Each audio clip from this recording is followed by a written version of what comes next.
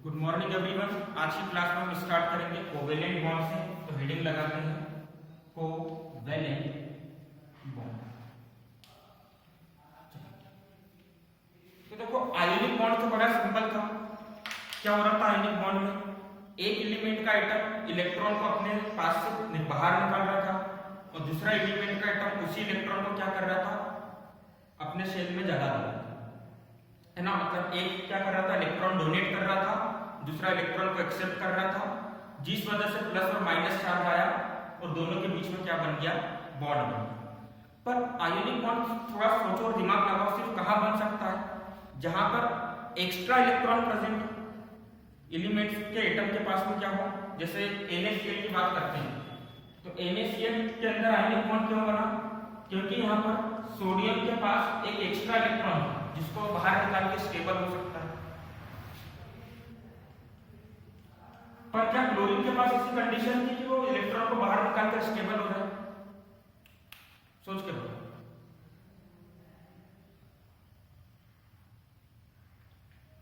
है ना, इसके पास तो एक इलेक्ट्रॉन की कमी थी, इसको तो एक इलेक्ट्रॉन चाहिए था।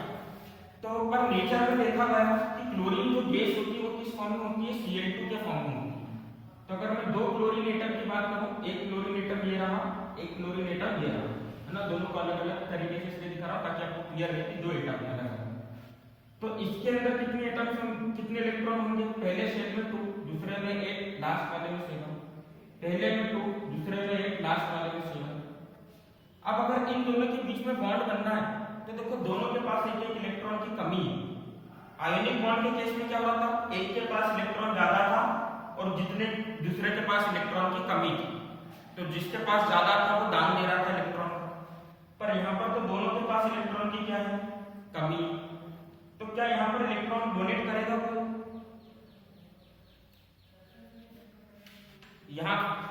यहाँ पर इलेक्ट्रॉन डोनेट करने के चांसेस बनते हैं क्या? बिल्कुल नहीं बनते, क्योंकि अगर एक दे देगा तो ज्यादा दिक्कत हो जाएगी।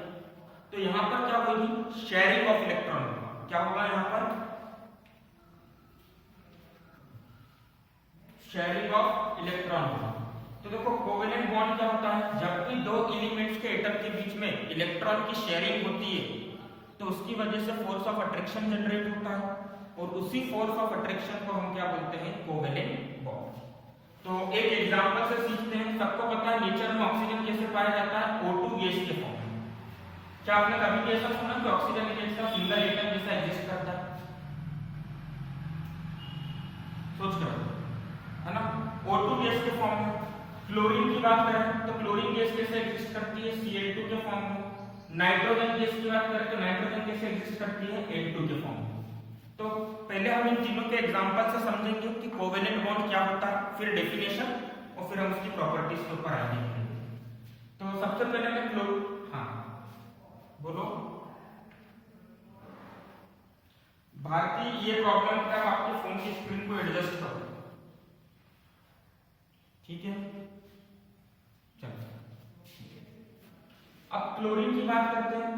तो क्लोरीन के लिए हम देखेंगे, देखो क्लोरीन के दो एटम है, एक क्लोरीन का एटम, दूसरा क्लोरीन का एटम। क्लोरीन के पास क्लोरीन का एटॉमिक नंबर कितना होता है, जल्दी बताओ? 17। मतलब पहले शेल में 2, दूसरे शेल में 8 और लास्ट वाले शेल में कितने इलेक्ट्रॉन, 7 इलेक्ट्रॉन। तो ये वाले क्लोरीन की बात करते हैं। अच्छा, लुईस डॉट स्ट्रक्चर बनाते समय हम क्या करते थे, अंदर के शेल के लिए हम वैलेंस शेल में लास्ट वाले शेल में जितने इलेक्ट्रॉन हैं उसको नंबर ऑफ डॉट से रिप्रेजेंट करते थे और अंदर वाले शेल को हम किससे रिप्रेजेंट कर देते हैं, एलिमेंट के सिंबल से। तो यहाँ पे क्लोरीन क्या बता रहा है, 2 और 8 बता रहा है और लास्ट वाले शेल की जगह हमने number of electrons co dot से रिप्रेजेंट कर देते हैं। 1 2 3 4 5 6 7। इस वाले क्लोरीन को देखो, इसके पास क्या हो जाएगा, 1 2 3 4 5 6 7। दोनों को कितने इलेक्ट्रॉन की जरूरत है? अच्छा, दोनों को एक एक इलेक्ट्रॉन की जरूरत है। सबको पता है, डिविजन की थ्योरी में समझाया था, एलिमेंट्स, अलग अलग एलिमेंट्स के एटम आपस में कंबाइन क्यों होते हैं, या तो ऑक्टेट कंप्लीट करने के लिए या क्या चीज कंप्लीट करने के लिए, लिखवाया था डुप्लेट कंप्लीट करने के। तो अगर इसको 8 इलेक्ट्रॉन चाहिए लास्ट में, तो मतलब कहीं से एक इलेक्ट्रॉन मिल जाए, तो दोनों मिलकर क्या करेंगे, इन इलेक्ट्रॉन की शेयरिंग कर लेंगे। क्या कर लेंगे, इस इलेक्ट्रॉन की शेयरिंग कर लेंगे। अब शेयरिंग का मतलब क्या है, देखो शेयरिंग का मतलब ये है कि ये वाला क्लोरीन बोलेगा इस क्लोरीन को कि जब आपको इलेक्ट्रॉन लगे तो आप ये वाला इलेक्ट्रॉन रख लेना, जब मेरे को लगेगा तो मैं ये वाला इलेक्ट्रॉन यूज कर लूंगा, है ना। तो देखो इसके पास कितने इलेक्ट्रॉन हो गए, 1 2 3 4 5 6 7। अभी इसको जरूरत है तो इसको दे देगा रखने के लिए 7 और 1 8। हो गया इसका ऑक्टेट कंप्लीट हुआ कि नहीं हुआ। इसको देखो 1 2 3 4 5 6 7 8। अच्छा, दोनों ने क्या करा, बराबरी से नंबर ऑफ इलेक्ट्रॉन को शेयर करा। ऐसा नहीं हुआ कि राइट हैंड साइड वाले क्लोरीन ने ज्यादा इलेक्ट्रॉन शेयर करा और लेफ्ट हैंड साइड वाले क्लोरीन ने कम इलेक्ट्रॉन को शेयर करा। ऐसा हुआ है क्या, है ना। चलो, तो ऐसे बॉन्ड को हम क्या बोलते हैं, कोवेलेंट बॉन्ड। इस बॉन्ड को हम क्या बोलेंगे, इस बॉन्ड का हमने क्या नाम दिया, कोवेलेंट बॉन्ड। ठीक, अब एक चीज आप पढ़ोगे कोवेलेंसी, एक चीज आप क्या पढ़ोगे, कोवेलेंसी। कोवेलेंसी तो बेसिकली देखो वहां पे इलेक्ट्रोवेलेंसी क्या होती थी, किसी भी एलिमेंट की कितने इलेक्ट्रॉन उसने ट्रांसफर किए। यहाँ पे कोवेलेंसी होगी हर एटम की उसने कितने कोवेलेंट बॉन्ड बनाए। सिंपल सा number of covalent bond, number of covalent bond. Covalency क्या हो जाएगी, सिंपल सी नंबर ऑफ कोवेलेंट बॉन्ड। बताओ इस क्लोरीन की कोवेलेंसी कितनी है, 1 है, क्योंकि नंबर ऑफ कोवेलेंट बॉन्ड कितने हैं, 1 है। इस वाले क्लोरीन की भी कोवेलेंसी 1 है, क्योंकि नंबर ऑफ कोवेलेंट बॉन्ड कितने हैं, 1 है। अच्छा, यहाँ पर ये जो डॉट डॉट में दिख रहे हैं आपको, आज से हम ऐसे इलेक्ट्रॉन जब भी देखेंगे इनको हम क्या बोलेंगे, लोन पेयर इलेक्ट्रॉन। क्या बोलेंगे, अच्छा कितने लोन पेयर है, तो लोन पेयर का मतलब दो दो इलेक्ट्रॉन का पेयर, एक लोन पेयर, दो लोन पेयर, तीन लोन पेयर। टोटल कितने लोन पेयर है, कोई गिन के बता सकता है, 6। वेरी गुड, 3 लोन पेयर इस क्लोरीन के, 3 लोन पेयर इस क्लोरीन के। अच्छा, लोन पेयर इलेक्ट्रॉन टोटल कितने हैं, एक पेयर का मतलब कितने इलेक्ट्रॉन, तो लोन पेयर इलेक्ट्रॉन कितने हो जाएंगे, वेरी गुड। अरे 6 तो लोन पेयर हो गए और एक लोन पेयर का मतलब 2 इलेक्ट्रॉन, तो टोटल इलेक्ट्रॉन कितने हो गए लोन पेयर वाले, 1 2 3 4 5 6 7 8 9 10 11 12। आगे बात समझ में क्लियर है सबको। लोन पेयर 6 हुए, सुनो मेरी बात, लोन पेयर कितने होंगे, लोन पेयर आपके होंगे 6 और लोन पेयर इलेक्ट्रॉन कितने हो जाएंगे, 12, twice of lone pair. Clear है सबको, जल्दी बताते जाओ, समझ में आ रहा है। अच्छा, यहां पर ये जो इलेक्ट्रॉन की शेयरिंग की वजह से जो बॉन्ड बन रहा है इसको हम बोलेंगे बॉन्ड पेयर। इन दोनों इलेक्ट्रॉन को एक साथ कंबाइनली हम क्या बोलेंगे, कौन सा पेयर बोलेंगे, बॉन्ड पेयर। कितने बॉन्ड पेयर है, अरे बॉन्ड पेयर कितने, पेयर मतलब 2 इलेक्ट्रॉन जो कि आपस में बॉन्ड बना रहे हो, तो ऐसे 2 इलेक्ट्रॉन जो कि आपस में बॉन्ड बना रहे हैं कितने, 1, है ना। बॉन्ड पेयर कितना है, 1। बॉन्ड पेयर इलेक्ट्रॉन कितने हैं, बॉन्ड पेयर में कितने इलेक्ट्रॉन शामिल है, 2 इलेक्ट्रॉन है ना, तो बॉन्ड पेयर इलेक्ट्रॉन कितने हो जाएंगे, 2। समझ गए सब,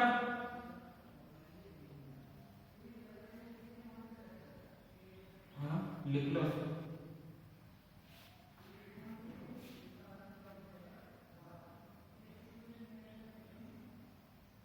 लिख लो।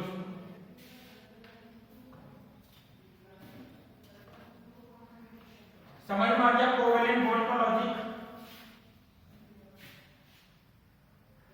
एक सेकेंड पार्श्वी। अब ठीक है,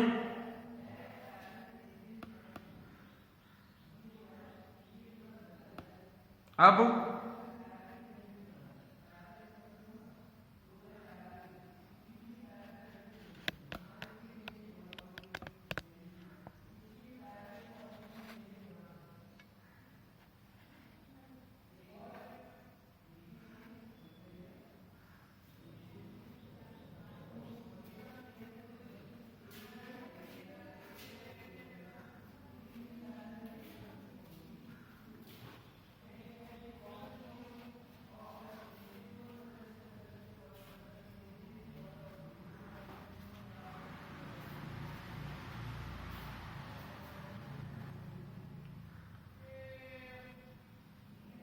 लिख लिया सबने?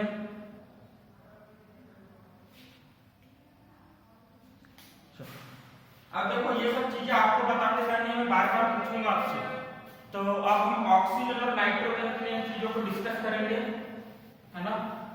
चलो, ऑक्सीजन और नाइट्रोजन के लिए हम इन चीजों को डिस्कस करेंगे। तो आपको कोवेलेंसी भी बताना है, बॉन्ड पेयर बताना है, लोन पेयर बताना है, ये सब चीजें आगे चल के हेल्पफुल होगी। चलो, ऑक्सीजन का एटॉमिक नंबर 8, तो पहले शेल में 2 इलेक्ट्रॉन, दूसरे शेल में 6 इलेक्ट्रॉन। बताओ यूनिस डॉट स्ट्रक्चर में कितने डॉट लगेंगे, जल्दी से बता दो। 1 2 3 4 5 6, 1 2 3 4 5 6। चलो, अब क्या होगा, इस ऑक्सीजन को कितने इलेक्ट्रॉन चाहिए, 8, इसको भी कितने चाहिए, 8। तो सबसे पहले इन दोनों ने क्या करा, एक इलेक्ट्रॉन पेयर को शेयर करा। दोनों के पास कितने कितने इलेक्ट्रॉन हो गए, जरा काउंट करके बताओ, कितने कितने इलेक्ट्रॉन हो गए। 1 2 3 4 5 6 7, 8 कहां से हुए, 1 2 3 4 5 6, और ये शेयर हो गया, मतलब ये भी इसके अंदर गिनाएगा, मतलब 7। तो टोटल कितने इलेक्ट्रॉन हो गए, 7। अगर 8 इलेक्ट्रॉन करना है, इसके पास भी कितने इलेक्ट्रॉन होंगे, काउंट करके देखो, 1 2 3 4 8 कहां से होंगे, कौन सा, कहां से 8 है ना। 1 2 3 4 5 6 प्लस 1 7, तो दोनों के पास अभी कितने कितने इलेक्ट्रॉन हैं। अगर 8 इलेक्ट्रॉन करना है तो क्या कर दो, एक और बॉन्ड बना दो, तो एक बॉन्ड और बना दिया, है ना। मल्टीपल बॉन्डिंग होती है कोवेलेंट बॉन्ड में। अब देखो कितने हो गए, काउंट करके बताओ, 1 2 3 4 5 6 7 8, 1 2 3 4 5 6 7 8। चलो, तो यहां पे कितने कोवेलेंट बॉन्ड बन रहे हैं, तो कोवेलेंसी कितनी हो जाएगी ऑक्सीजन एटम की, यहां पर 2 हो जाएगी। चलो, कोवेलेंसी कितनी हो गई ऑक्सीजन एटम की, 2। लोन पेयर कितने हो गए, कितने लोन पेयर है इसके पास में, एक ऑक्सीजन एटम के पास, एक ऑक्सीजन एटम के पास कितने लोन पेयर है, सिंपल सी एक ऑक्सीजन एटम की बात कर रहा हूं, कितने लोन पेयर है, 2, है ना। और एक ऑक्सीजन एटम के पास कितने बॉन्ड पेयर है, 2। ठीक है, समझ रहे सब, है ना। सिमिलरली हम इस ऑक्सीजन के लिए लिखेंगे तो भी ये चीजें लिखने में आएगी, है ना। कोई टोटल लोन पेयर पूछता है, total number of lone pair कितने हो जाएंगे, total number of bond pair कितने होंगे, बॉन्ड पेयर सेम होगा, total number of bond pair अभी 2। क्लियर है सबको। चलो, नाइट्रोजन का बराबर बताओ कॉपी में सब। अच्छा, यहाँ पे 2 कोवेलेंट बॉन्ड बन रहे हैं, तो उसको हम क्या बोलते हैं, डबल कोवेलेंट बॉन्ड। कौन सा बॉन्ड बोलते हैं,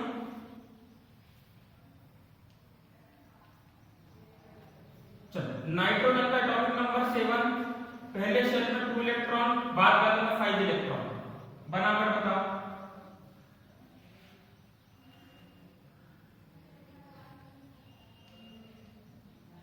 कितने कोवेलेंट बॉन्ड बनेंगे, कोवेलेंसी क्या होगी, बॉन्ड पेयर कितने होंगे, लोन पेयर कितने होंगे, बॉन्ड पेयर कितने होंगे, 3, लोन पेयर कितने, 2 2, ठीक है। कोवेलेंसी कितनी है ना? आप लोग क्लास 10 में पढ़ते हो कि नाइट्रोजन को चिप्स के पैकेट में भरा जाता है। क्यों रखा जाता है? क्योंकि नाइट्रोजन देखो 3 बॉन्ड बना रहा है, तो रूम टेम्परेचर पे 3 बॉन्ड का एक साथ टूटना बहुत मुश्किल है, इसलिए नाइट्रोजन चिप्स के अंदर जो ऑयल और फैट होता है उससे रिएक्शन नहीं करता है, इसलिए नाइट्रोजन को यूज करते थे वहां पर। ठीक है, क्लियर है सबको? डेफिनेशन पर आ जाए। चलो अब डेफिनेशन लिख लो कोवेलेंट बॉन्ड की।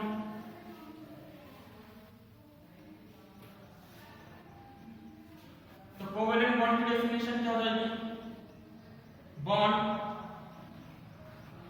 which is formed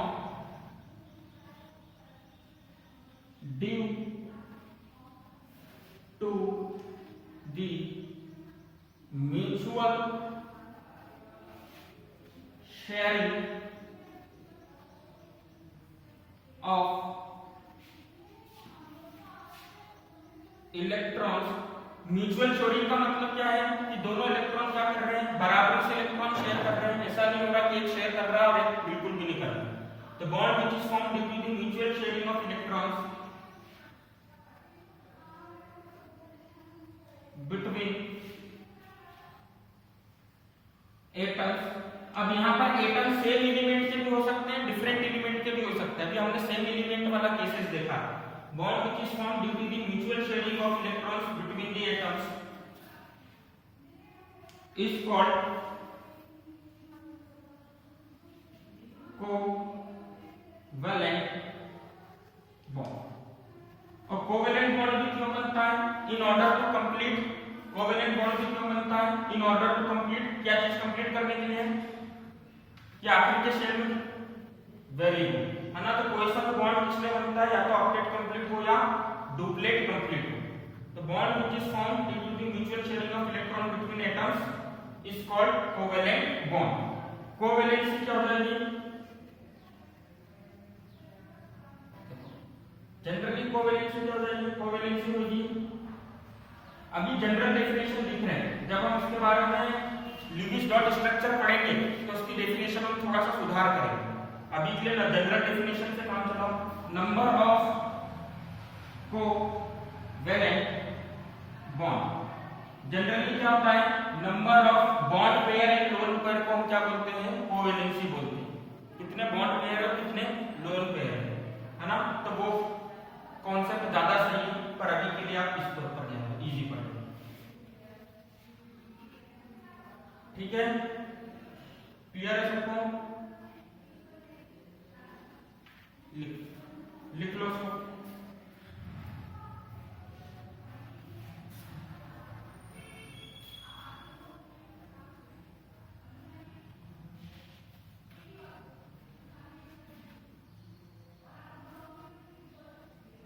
अब देखो लिख लिया हमने। अब देखो आयोनिक बॉन्ड का ल्यूइस डॉट स्ट्रक्चर बनाना बहुत इजी होता था, जैसे NaCl का बनाया था हमने, MgCl2 का बनाया था। पर कोवेलेंट मॉलिक्यूल है, अगर कोई सा मॉलिक्यूल क्या है? कोवेलेंट है, जिसके अंदर मान लो कोवेलेंट बॉन्ड बन रहा है। जैसे अमोनिया की बात कर लेते हैं, है ना?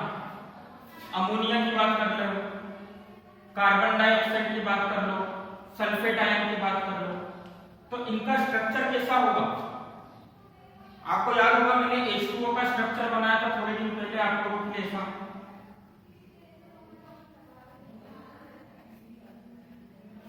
बनाते H2O के बारे में कुछ समझाते समय, या अभी देख लो। तो ये जो मैं स्ट्रक्चर बना रहा हूं, कैसे बना रहा हूं? तो बेसिकली इस स्ट्रक्चर को हम क्या बोलते हैं? Lewis dot structure. क्या बोलते हैं इसको? और एक चीज याद रखना, कोवेलेंट कंपाउंड वाला ल्यूइस डॉट स्ट्रक्चर जो होता है उससे एक या दो क्वेश्चन आपको जेडब्ल्यू में जरूर पूछे जाते हैं। जेडब्ल्यू के अंदर आप देखोगे ल्यूइस डॉट स्ट्रक्चर के बेसिस पर क्वेश्चन आया है। ठीक है, क्लियर है सबको? जैसे SO4 माइनस का स्ट्रक्चर कैसा बनेगा? Sulphur, oxygen, oxygen, oxygen, oxygen, इस तरह से कुछ बनेगा। तो सर आप तो बना दे रहे हो स्ट्रक्चर, क्या आपने याद कर रखा है? नहीं, ये स्ट्रक्चर याद करने की चीज नहीं, इसको समझ के बनाना पड़ता है। और इस स्ट्रक्चर को कैसे बनाते हैं वो हमको किसने बताया था? ल्यूइस ने बताया था। और इसी स्ट्रक्चर को हम क्या बोलते हैं? Lewis dot structure. इसके लिए कोवेलेंट ऐसे कंपाउंड के लिए जो कि जिनके बीच में कौन सा बॉन्ड बन रहा है? कोवेलेंट। तो हेडिंग डालकर ल्यूइस डॉट स्ट्रक्चर बहुत इंपॉर्टेंट टॉपिक है। आज हम इसके रूल्स देखेंगे और अगर टाइम मिला तो बेसिक क्वेश्चन करेंगे और कल जेडबलई के आएंगे कुछ क्वेश्चंस को हम यहाँ पर देखेंगे। तो अच्छे से हेडिंग डाल लो, ल्यूइस डॉट स्ट्रक्चर। देखो जिसने ल्यूइस डॉट स्ट्रक्चर बनाना सीख लिया ना, उसको जेडबलई हो गया, बोर्ड एग्जामिनेशन हो गया, 11 12 का बोर्ड एग्जामिनेशन हो गया, एनडीए वगैरह हो गया, वहां पर बहुत फायदा मिलेगा। क्योंकि ल्यूइस डॉट स्ट्रक्चर से क्वेश्चन बन जाता है। कैसे क्वेश्चन बनता है? डायरेक्टली अगर ल्यूइस डॉट स्ट्रक्चर नहीं भी पूछा तो ऑक्सीडेशन नंबर पूछते हैं कुछ कंपाउंड्स का, और एक्यूरेट और बिल्कुल सही ऑक्सीडेशन नंबर आप बता सकते हो स्ट्रक्चर के बेसिस पर से। क्लियर है सबको?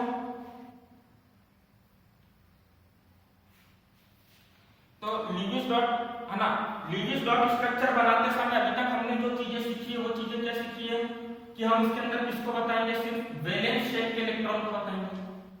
क्या क्या सीखा अभी तक के लिए? अभी तक तो आयोनिक बॉन्ड के हिसाब से हमने दो चीजें सीखी थी सर, कि हम वैलेंस शेल के इलेक्ट्रॉन को दिखाएंगे किसके अंदर? ल्यूइस डॉट स्ट्रक्चर में। और दूसरी चीज क्या थी कि हम या तो ऑक्टेट कंप्लीट करेंगे या डुप्लेट कंप्लीट करेंगे। ठीक है, क्या कंप्लीट करेंगे? ऑक्टेट या डुप्लेट कंप्लीट करेंगे। अभी तक ये कर रहे थे ना ल्यूइस डॉट स्ट्रक्चर में, देख लो अच्छे से।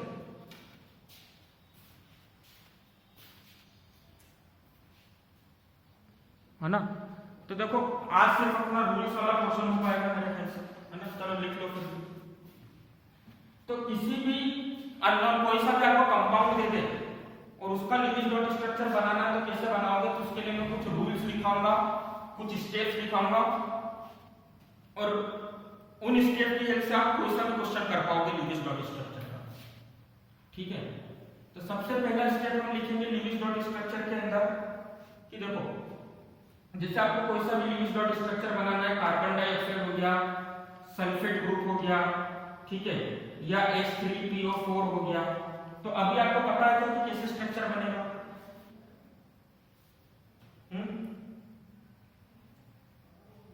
अभी पता है क्या? जल्दी बताओ।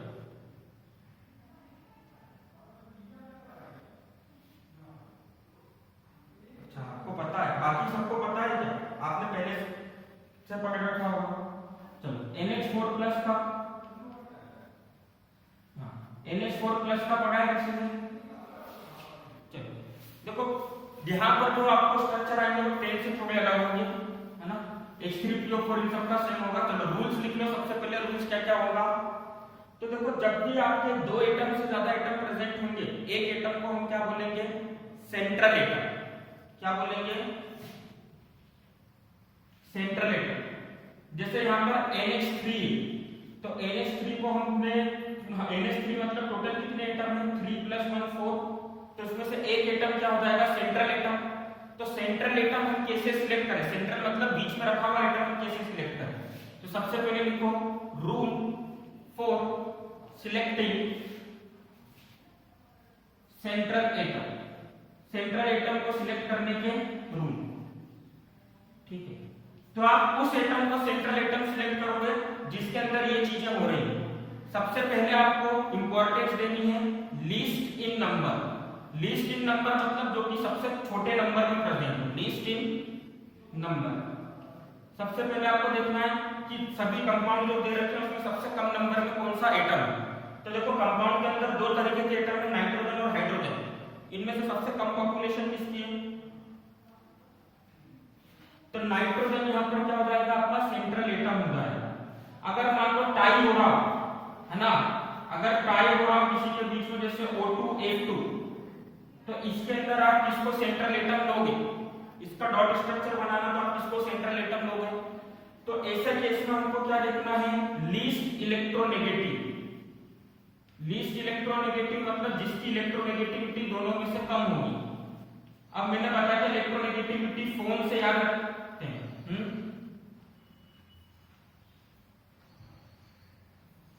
बिल्कुल नहीं। लीस्ट इलेक्ट्रोनेगेटिविटी का मतलब क्या होगा, बात नहीं बीच में चलो।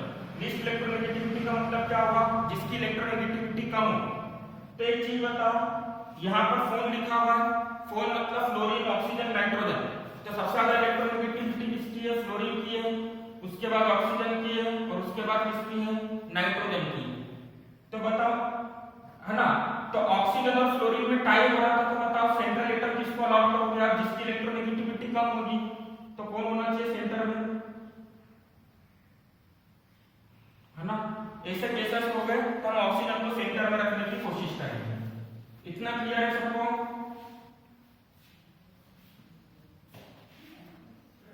फिर उसके बाद हमारा अगला क्राइटेरिया होता है लार्ज साइज। अनिश कौशल, आपको जो भी बात करनी है आप बाद में अलग से टेक्स्ट करके बात करना है, फोन लगा के बात करना है, क्लास डिस्टर्ब नहीं करोगे।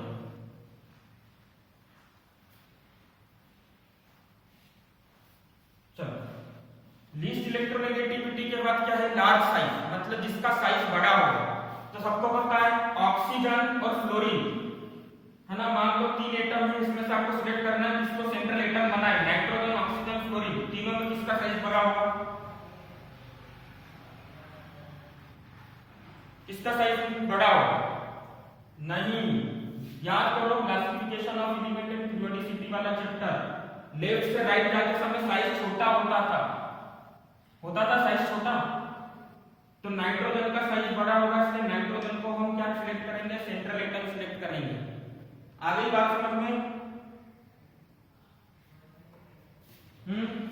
और सबसे लास्ट में हम प्रायोरिटी देंगे हाईएस्ट एटॉमिक नंबर को, हाईएस्ट एटॉमिक नंबर।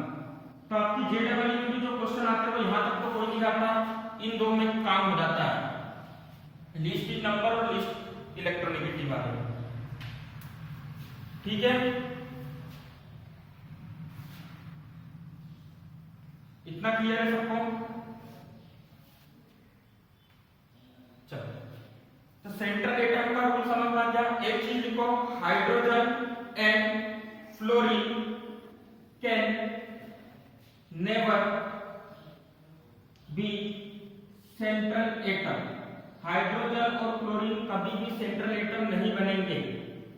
उसका रीजन ये है कि हाइड्रोजन का एटॉमिक नंबर सबसे कम होता है और फ्लोरीन सबसे ज्यादा इलेक्ट्रोनेगेटिव होता है ना। तो ये दोनों चीजें इस रूल में कहीं भी फिट नहीं बैठेंगी।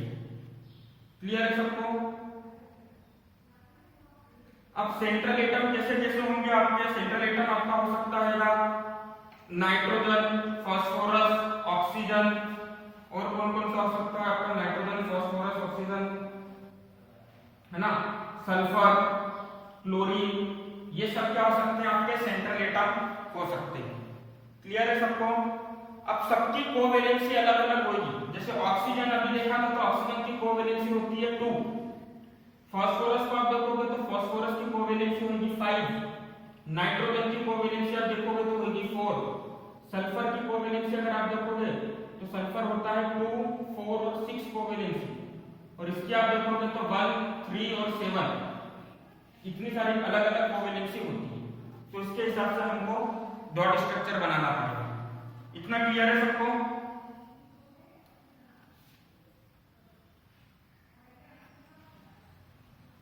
नहीं, कोवेलेंसी का मतलब है कि कितने बॉन्ड बना सकता है, कितने कोवेलेंट बॉन्ड। तो जब क्लोरीन के साथ रिएक्ट करेगा तो एक बॉन्ड बनाता है, तो कोवेलेंसी 1 होगी। पर जब आप देखोगे इंटर हेलोजन कंपाउंड, जब क्लोरीन आपस में एक दूसरे के साथ कंपाउंड बनाता है, तो कई बार 3 बॉन्ड बनते हैं और कई बार 7 बॉन्ड भी बनते हैं। ठीक है, आइसोटॉप्स कंसीडर नहीं करना। इतना लिख लो। सेकेंड रूल पर हम आते हैं। तो सेकेंड रूल क्या हो जाएगा इसके अंदर आपका, देखो बहुत इंपॉर्टेंट है ये रूल्स को अच्छे से ध्यान में रखोगे तभी क्वेश्चन बन पाएंगे हमारे, है ना। सेकेंड रूल हम लिख लो उसको, फिर हम सेकेंड रूल पर आते हैं।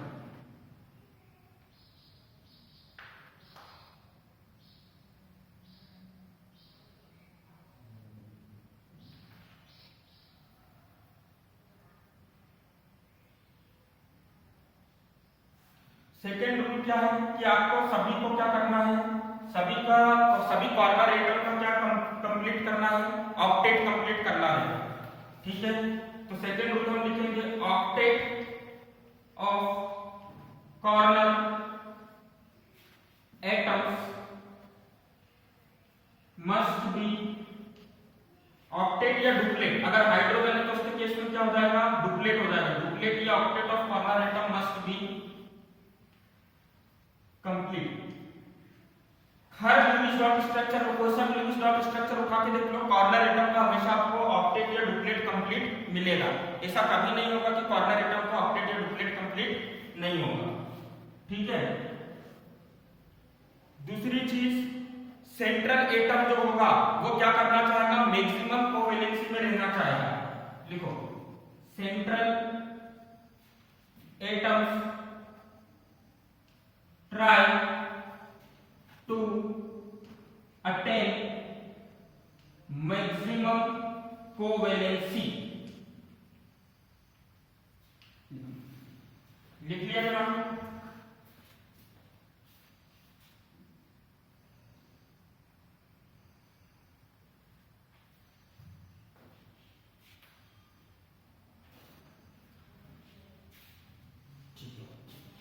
अब मैं जो रूल लिख रहा हूँ वो रूल देख के थोड़ा सा आप लोगों को मैं भी थोड़ा अजीब लगे, है ना, थोड़ा चौंकना नहीं, एक्चुअल में वो होता है। तो फोर्थ रूल देखो, सेंट्रल एटम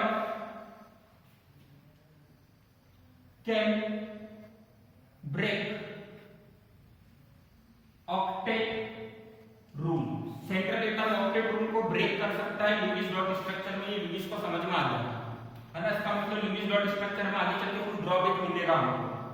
ठीक है, और ऑक्टेट रूल को कैसे ब्रेक करेगा, तो उसको मैं लिख देता हूं, इट मे हैव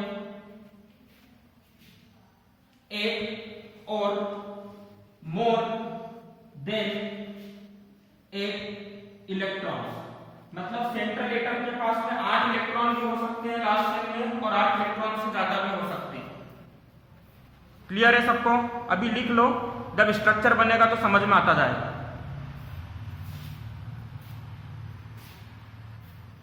ठीक है,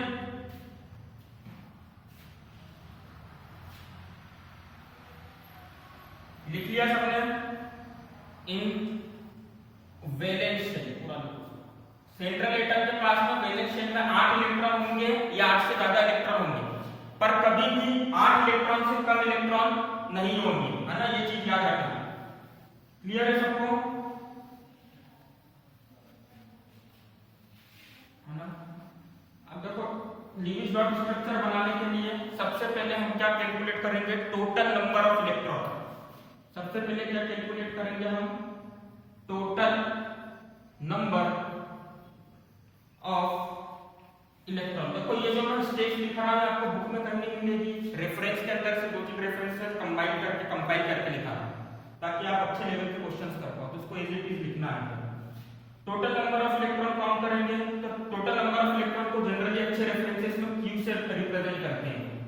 तो Q का मतलब क्या होता है, टोटल नंबर ऑफ इलेक्ट्रॉन का मतलब वैलेंस शेल इलेक्ट्रॉन, जिस भी एलिमेंट के लिए बनाना, वैलेंस शेल इलेक्ट्रॉन, सभी एलिमेंट के वैलेंस शेल इलेक्ट्रॉन्स को ले लो। ठीक है, प्लस एनी नेगेटिव चार्ज, ठीक है, माइनस एनी पॉजिटिव चार्ज।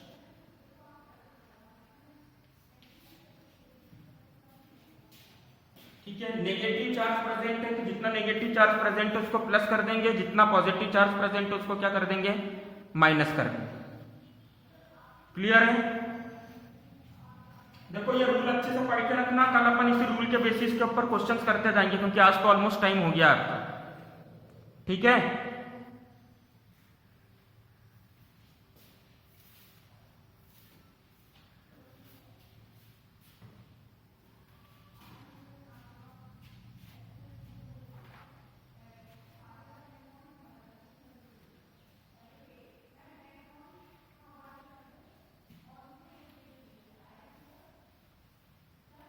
चलो क्लियर है इतना?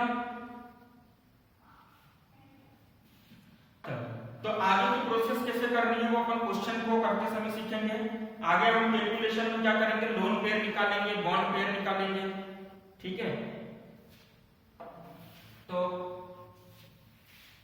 अभी हम क्या करते हैं, एंड करते हैं, और नेक्स्ट क्लास में जब भी हम करेंगे तो लिमिट डॉट स्ट्रक्चर बनाएंगे और चीजों का यूज करेंगे। क्या हो गया, वापस फॉर्मूला लिख दिया।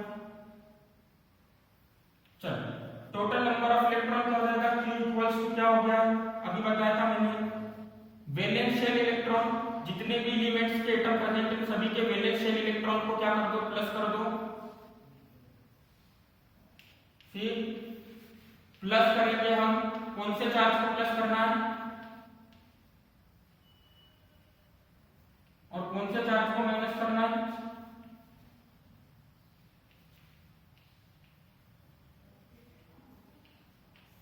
ठीक है।